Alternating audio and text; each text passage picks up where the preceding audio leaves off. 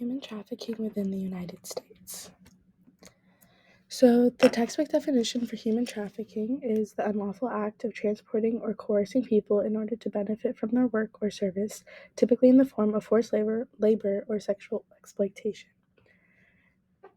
Human trafficking is recognized as traffickers profiting off of their victims. Victims are forced to do certain illegal, unethical, and immoral acts. Victims are forced into doing these acts and are denied all basic human rights. This is also for traffickers to make their money. According to the State Department, there are estimated to 27.6 million victims worldwide, and no one can be subjected to human trafficking. Race, gender, sex, appearance all do not matter when it comes to human trafficking. Specifically in the United States, human trafficking victims are subject to heinous labor/sexual jobs, including forced labor within the agricultural, janitorial, landscaping industries, along with drug smuggling and sexual exploitation. The two main forms of human trafficking in the U.S. are forced labor and sex trafficking industries. So, what is forced labor? Forced labor occurs when individuals are forced to do certain acts in terms of labor or services to another party. Traffickers will force individuals to perform certain acts for them, providing them with no wages, rights, proper conditions. Majority of the time, acts that individuals are forced to do are illegal or severely dangerous and unsafe. In order to ensure that these services/jobs are completed, traffickers will not only threaten the victims with violence or abuse or even manipulation. They also withhold basic necessities to those victims until they do the job, those including food, water, shelter, sleep, etc. Human trafficking in terms of forced labor occurs in many industries in any part of the world. Greedy individuals do anything to exploit and dehumanize people for their own gain. So the most common forms of forced labor include domestic servitude and sex trafficking. Looking at domestic servitude is where traffickers are forced to do work for private parties or people. In this situation, rights are stripped from them, along with the necessities like food, water, education, communication, transportation, etc. Another form is forced child labor, where children are trafficked and put to work in unsafe and dangerous environments. Children often aren't paid or compensated for their work. These children are exploited and involuntarily participating in modern-day slavery. Sex trafficking occurs where victims are forced to participate in non-consensual sex acts in return for profit for the trafficker. Sex trafficking is very underage, non-consensual sex. Traffickers are not afraid to use force, violence or abuse, physical and mentally, in addition to bribery to get what they want. Sex trafficking occurs in residential areas, hotels, clubs, etc. Sex trafficking occurs in many places, usually hidden from the public.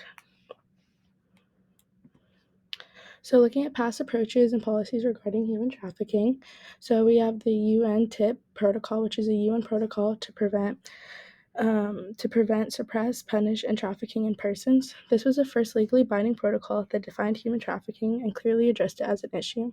The protocol was adopted by the UN in November of 2000.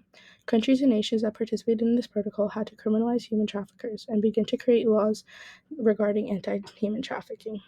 In addition, the protocol nations had to provide support programs and assistance to survivors of human trafficking, primarily to ensure that their human rights were restored to them and that they felt supported and safe. Currently, there are more than 175 nations that are in agreement to this protocol. The second one is the TVPA, which is the Trafficking Victims Protection Act of 2000. TVPA had various ways to increase protections for human trafficking after the trafficking happened. One part of the act is providing health benefits and services to victims of human trafficking provided by government or federal agencies. Agencies would provide to all victims regardless of immigration status. In addition, there is a prevention portion and prosecution portion to the protocol. Prevention primarily focuses on more government-organized programs to prevent human trafficking to begin with. Also, the prosecution section simply holds individuals accountable for organizing and participating in human trafficking, in addition to hardening penalties towards traffickers. So, recent policies regarding human trafficking, we have the Abolish Human Trafficking Act of 2017. It required that national human trafficking phone number to be posted in all federal buildings, all in visible and clear places.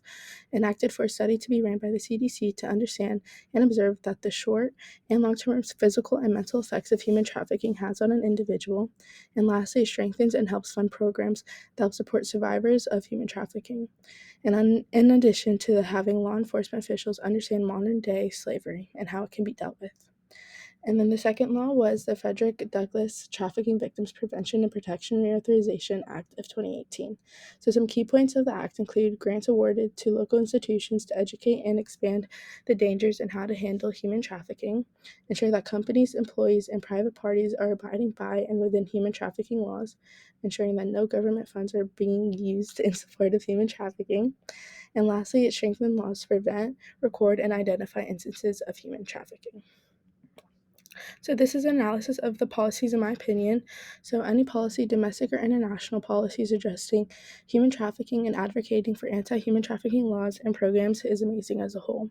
Human trafficking is a relevant, dehumanizing problem that occurs globally. Not only is it unjust, but it's our nation's responsibility to do whatever they can to prevent human trafficking, in addition to providing support to survivors of human trafficking. So some discussion questions to open up to the floor was, how can nations further support survivors of human trafficking? And what are more ways schools and government programs can do to support individuals of human trafficking? And these are my sources cited.